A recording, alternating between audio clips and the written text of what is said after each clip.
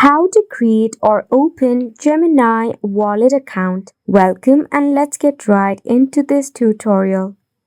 Tap Open your Gemini Wallet app, which is easily installed from your Play Store or App Store. Tap Open your Gemini Wallet application in your device. Now to get started, tap on the Get Started option. Tap on Continue. Select your country. You can search for your country from the list of options. Select on it and tap on Next. Enter your first name, middle name and your last name and tap on Next again. Enter the email address to link with your account. Next step is to create a password. You have to make sure your password is of 8 characters, consists of a symbol, number, and uppercase.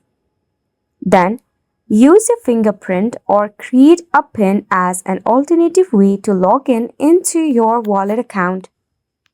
Once you do this, you'll be able to easily enter your credential and log in into your Gemini Wallet account.